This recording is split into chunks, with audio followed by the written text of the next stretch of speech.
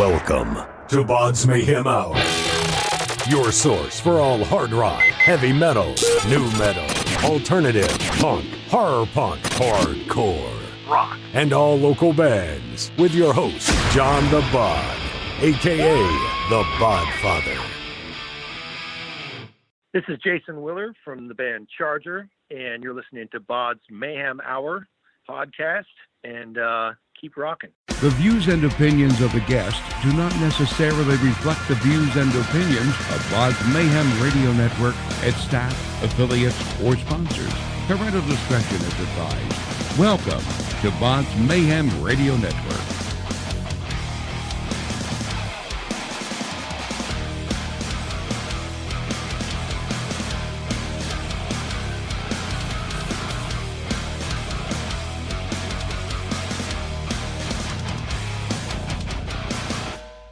Hey everybody, welcome to BODS Mayhem Hour. I'm your host, John the Bod, a.k.a. the Bodfather, and as always, I'm bringing you guys awesome interviews. Today, it's an honor and a huge privilege to have Mr. Jason Willer. He's the drummer and vocals of the new band Charger, and current drummer of Jello Biafra's Guantanamo School of Medicine.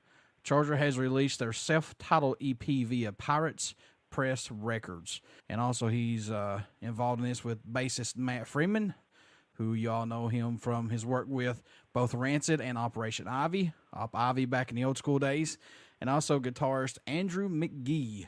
And I have to say this right off the bat, this EP is plain and simply just badass.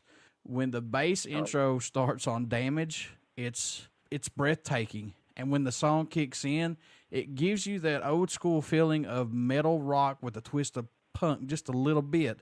That gives you the feels, and if the EP does not get you excited in music, then there is something badly wrong with every one of you. I think the forefathers of metal and punk both would be proud of this EP that these guys have put out. So I'm telling you right now, folks, I've listened to this EP for the past couple of weeks, actually, and there's not a bad song on it. You can listen to it all day long. It's just that good. So, Jason, kudos to you guys, and welcome to the show. Hey, thanks so much for having me, buddy. That's awesome. That's flattery. Thank you. Well, it's the truth, man. I mean, I listen to a lot of stuff, and this one, I mean, don't get me wrong, I'm not knocking anybody out there, but this one stands out a little bit more than the rest because it's got that old school metalish thrash to it, I guess, you know, if that's a good way to say it. Because I mean, I know your guys' background's punk, stuff like that, but you guys really made a game changer in this EP. Wow, that's awesome. Thanks for saying that.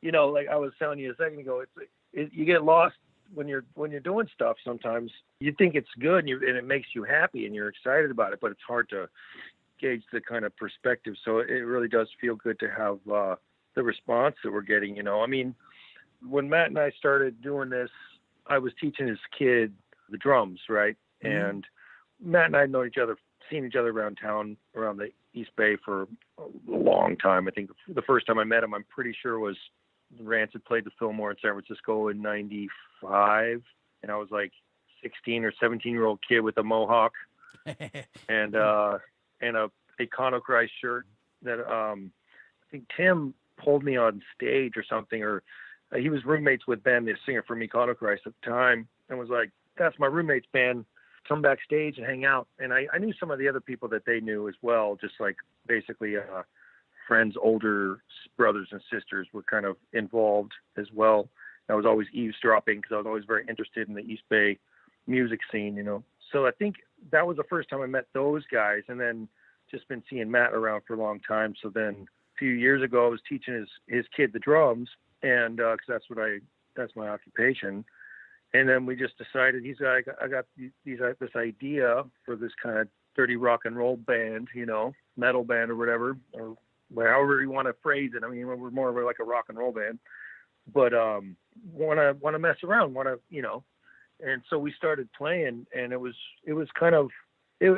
First of all, it was, you know, of course, such an honor for me just because I think the first time I listened to Operation Ivy was around 89 or 90, whenever the Lookout record cassette came out or something. Maybe it was 90.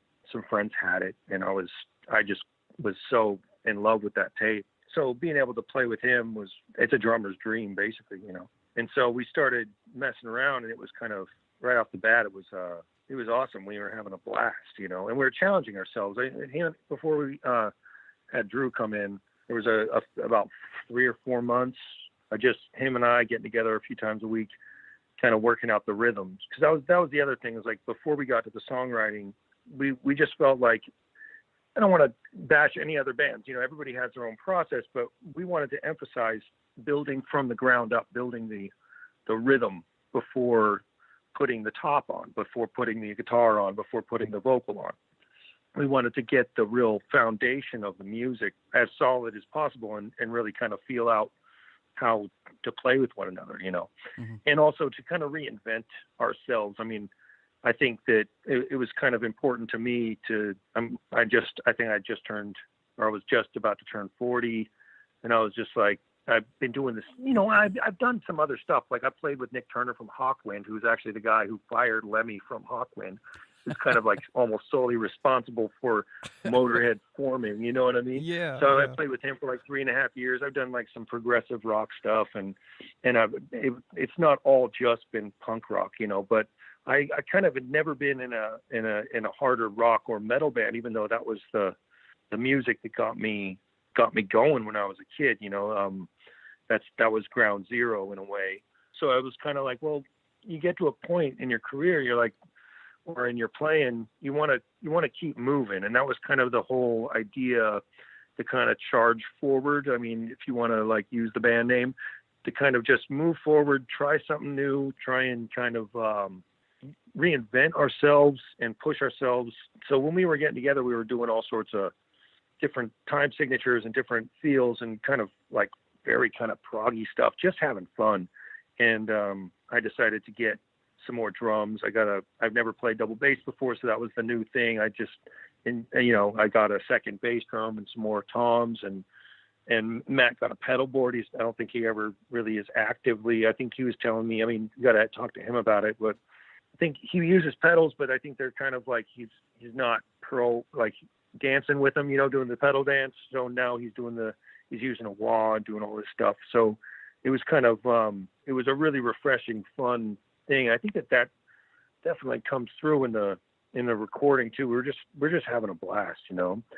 And then a few months down the road, we had Drew come in, and he fit right away, and his guitar playing is fantastic, and he fit rhythmically as well. So it kind of like reinforced, not only could he play leads, it really reinforced that the rhythm, the movement, and the thing that we were kind of trying to build to begin with. So it was kind of a real happy union, if you will, or something.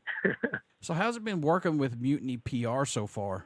They're awesome. Are you kidding me? They're great. I mean, you know, it's awesome. No complaints, only praises, you know. Yourself and bassist Matt Freeman started jamming together in October of 2017. But Jason, how quickly did you guys realize, let's see where this goes? And you guys wanted to make the rhythm section a top priority. Why was that a top priority for you guys? Just sometimes feels like a lot of bands kind of come at it from the top down.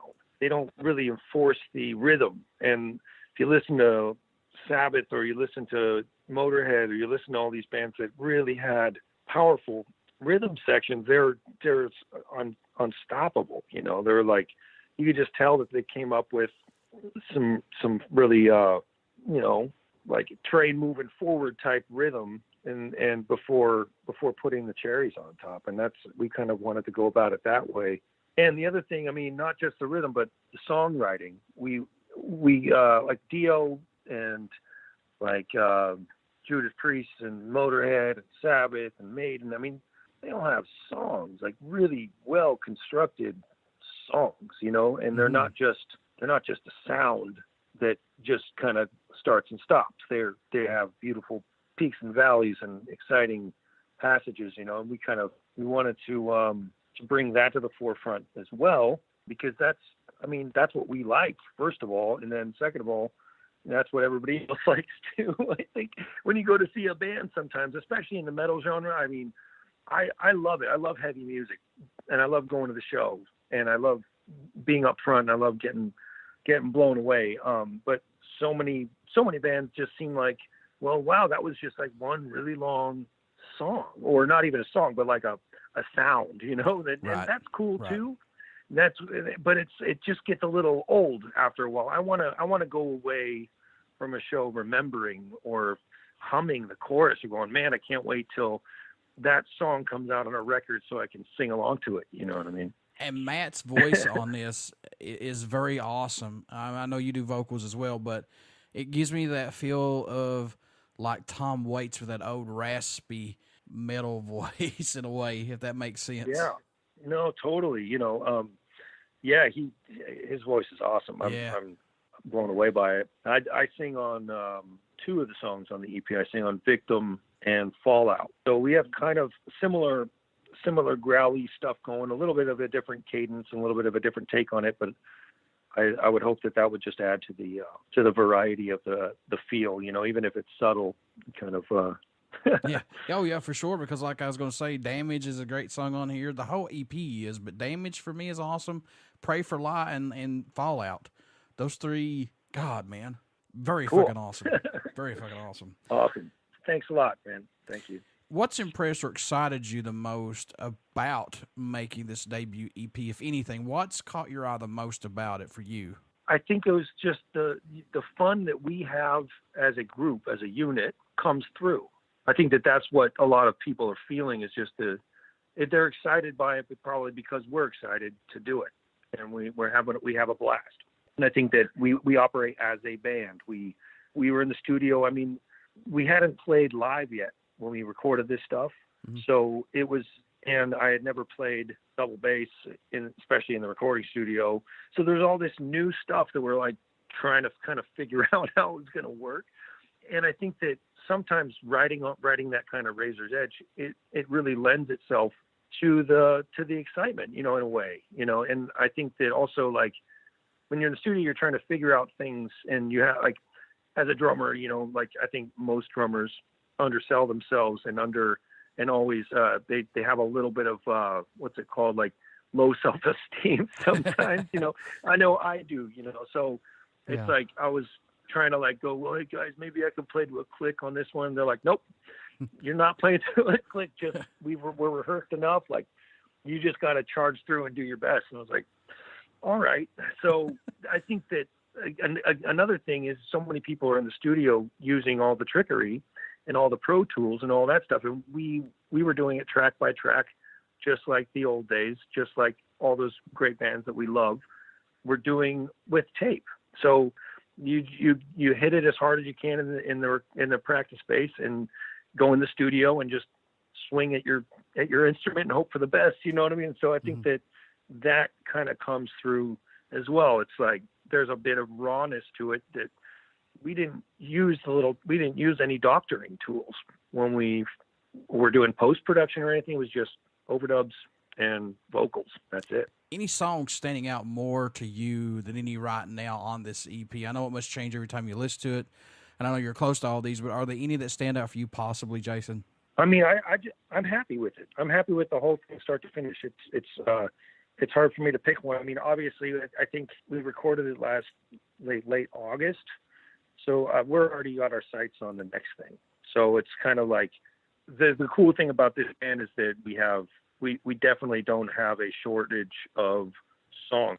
We have way too many of them almost. So it's almost like this problem of, like, well, we almost have more than an album's worth already on top of the ones that just came out. So it just feels like we're just moving forward. We're just going ahead. So we're happy with what happened. So you got more songs that's going to come out to another album then? That's pretty much our only problem. Yeah. Which is good, you know. We're excited because we're having fun. So with the stuff that we had already done, I mean, I don't really have a favorite. I'm just happy we did it, you know. Was it hard to choose between the current set of songs on the EP, which would be the first single, let alone a video for you guys? Not really. I mean, I don't know. I think what happened was I think Skippy over at Pirates Press, I think he's the one who wanted to pick out the songs that were the singles on that premiered with the PR firm or whatever, you know. So it wasn't necessarily our we didn't really give too much thought about it. It was just like, we like these songs, we're gonna promote these first. Like, all right, cool. And then I don't know, just everything just kind of happened naturally. So who produced the EP for you guys? So Michael Rosen is an engineer over at East Bay Recorders, and he's awesome. He used to work at Fantasy Studios, and so he's worked with tons of artists that are, you know, from all different styles, you know. So, and he worked on the early, I think the first 3 Rancid releases, and he engineered on that stuff. And so he has a deep relationship with Matt and those guys. So Matt pitched them to us, and we went in there and just kind of set up and started recording. And Michael really took to it. He really seemed like he was just like excited about what he was hearing. And we were kind of self-producing. Like, it was just the 3 of us kind of using our instincts or whatever, because we've all been doing this for a really long time. But then Michael, I think he started lending his expertise as well, and that's what we got. That's what, you know, that's the outcome, you know. So it was kind of like we went into kind of self-produce, and then Michael helped with, you know, because he was all excited, and I think he gave a lot more than he had to, that's for sure. Correct me if I'm wrong now. Freddie Corbin did the art, and Sanju Radler kind of cleaned up the RAM on this. So let's talk about that. So Freddie, this is the cool thing, is that we're super local here in Oakland. So everything that we've been doing is all local. And so we're using local artists. Freddie lives across the street from where we rehearse, you know, which is like right around the corner from my house. So it's like everything is super in-house. Nothing is, it all happened organically. So Freddie he's a world-renowned kind of a tattoo artist, and he also owns a couple of shops here in town. And he and I are friends, and he's friends with, he was also at that Rancid show at the Fillmore. I think Matt got him in for free. So he has a story about that same show back from '95, that story I was telling earlier. So he was just stoked to be a part of this. So he did the lettering, he did the Charger font, you know, and we were really impressed by it. And then Sanyu is a tattooist at his shop, Tattoo 13, just up the street from where we rehearse. So we kind of pitched some artistic ideas to him, and he came back with the ram with the swords and and we were looking for something iconic, and we got it like almost on the first try. And so we're all very happy with it. I mean, I don't want to complain about other bands, because everybody has a take on how they go about doing things, right? Sure. But we were all about, or Matt specifically is all about clarity. You want to be able to see that name from a mile away. You know, you want to be able to, we're not hiding. We're not scribbling our name and just, you know what I mean? That's not us. We want to be, everything that we produce to be loud and clear and be able to be recognized, because that's just kind of how we are. I think just clarity is really important in anything you do. Perfection you can't achieve, but you can at least, like, you know, clarity is something that you can produce, right? So yeah, we got that in the artwork, and we're pretty excited about it. The next thing is, I was like, well, how are we going to top this with the next one? You know what I mean? That's the only that's the only thing, is like when you got something so good, you're like, man, did we just shoot ourselves in the foot? I don't know. I'm stoked. So Sanyu and Freddie both did a great job. What do you hope everyone takes away from this new EP, or just the message you hope they hear while listening to it, or just any of Charger's music in general, man, out there right now? Well, I mean, obviously, I think part of my problem with some of the metal stuff, and this is why I went to the punk scene like early on, was I felt like so many of these bands have so much power, but like forceful music, but they don't really have much of a message. I mean, I love those bands, you know, I mean, but, you know, Iron Maiden, they sung about, you know, the current book that they're reading, you know what I mean, on the tour bus or whatever. It was just kind of like, well, you have all this power, like do something with it, say something. And I feel like whatever we say lyrically, we want that to be just as thought out or just as important as the music. You know, we want it to be something that people can kind of relate to, or at least that we can feel good about saying or singing. You know, we want to stand behind kind of everything that we do. I know you've done this for a very long time, Jason, but do you see yourself still musically growing still to this day, or has it just been more of a personal growth for you guys altogether in Charger? That was the whole idea. I mean, charging forward musically is like, that's kind of the theme, like pushing ourselves, growing, and you don't want to ever stop growing as a musician. And I think what's awesome about getting a little bit older, doing this for a long time, is that, at least for me, I used to be kind of narrow-minded with my tastes, right? I used to be like, just punk rock, that's it, you know. And it served me for many, many, many years, and I loved it, and I still love it, and it's just fantastic. But now what I can do is I look at music like food, like different flavors, you know, and for my mood. And I love listening to jazz now. Like, if you would have told me this when I was in my 20s, that I'd be all about John Coltrane and Elvin Jones and Max Roach and Art Blakey and all these fantastic jazz drummers, I would have been like, yeah, whatever, dude. I don't understand what that just sounds like, a bunch of noise. But if you listen to it enough and you tune in, you can really start to feel it and understand it. And I still can't really understand it, but you recognize it as beautiful art, you know, right? And it serves a purpose. It makes you feel something, and you don't have to feel that way all the time. But it's like, if you open your mind and you grow with, and you listen to all different types of things, I think that personally, I just think it's a really important thing for anybody. If you feel stuck in your life, I mean, you can tap into another genre. And I mean, there's good music and there's bad music in every single genre. Sure. If you find the good stuff in every genre, man, and have an open mind about it, and even if it doesn't feel too good the first time around, it might feel good the fifth or the sixth time around, you know? Mm-hmm.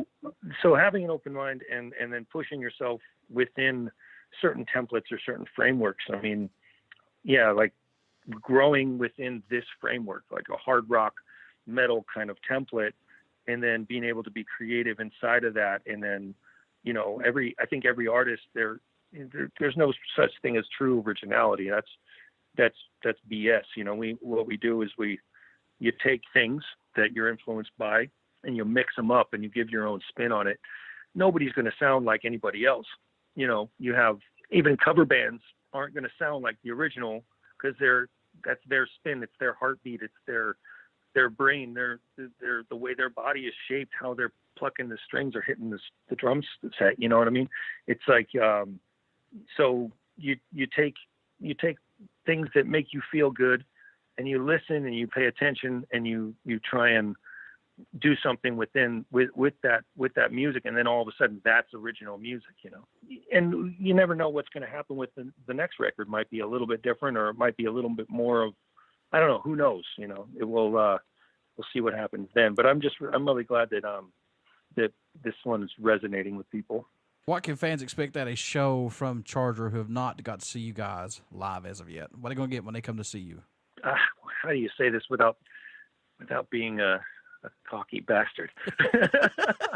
I mean, you know, I want to pummel people sonically in a joyful way and make them happy and make them feel something and energized. That same energy that I felt when I first heard this music, you know, because I mean, there's a lot of the older rock bands that were around when I was a kid, when we were kids, are not around anymore, you know?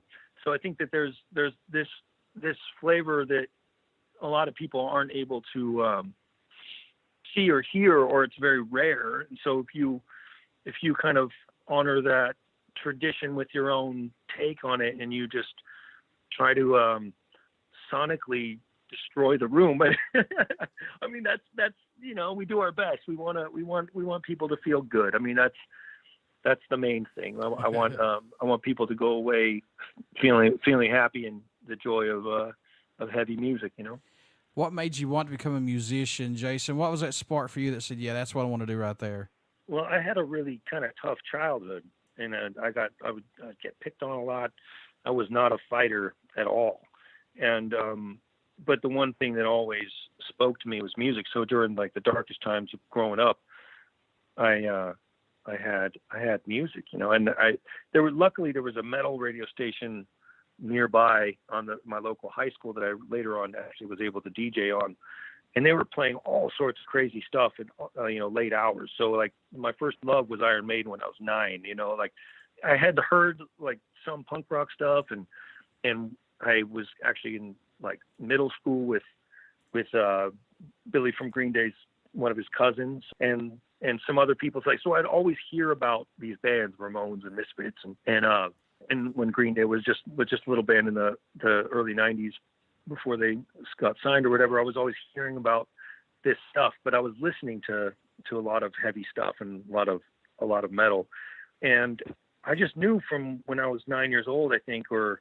I wanted to be a musician. And I remember walking home alone in the rain a lot, or not a lot, whenever. I just remember these certain times that happened to be rainy. I would walk home and I would be trying to make up songs in my head and go, I don't even know how to do this. I don't know how to play the piano or guitar or whatever, but I'm going to start humming these melodies to myself and make myself remember them and try to come up with lyrics and come up with meaningful things to say behind them, you know. And I just always knew that this was my path, you know. Once again, folks, I have got to say, please get out and pick up this debut EP from Charger. You will not be disappointed in it. It's a really, really good EP from this band. Jason, how can folks stay in touch with you guys, buy some merchandise, tour dates when this goes on tour, this EP, things like that? How can they do that? Pirates Press has a really awesome website and mail order system, piratespressrecords.com, I think. And they really outdid it with the merchandise, and they're awesome. So you can get any of our stuff through them. And we have two dates out of the area that are booked right now. We have July 26th in Portland, Oregon with Hellfire. They're a great local metal band. You should check them out if you haven't.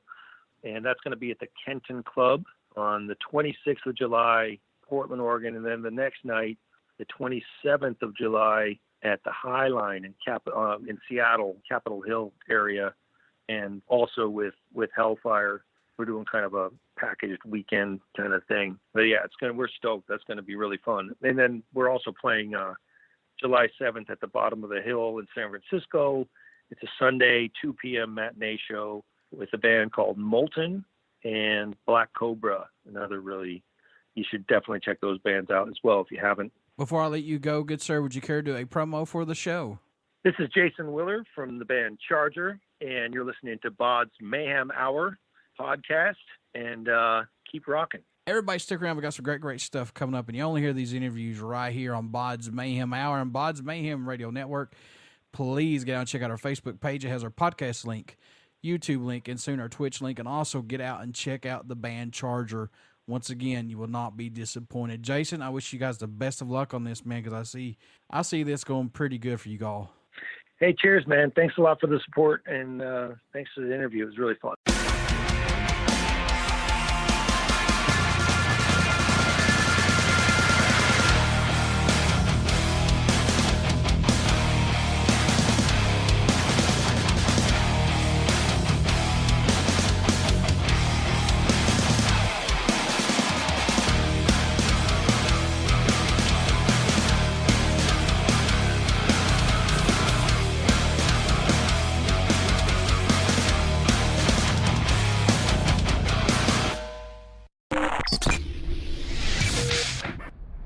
Listening to BODS Mayhem Hour. Follow us on Facebook, Twitter, and Instagram.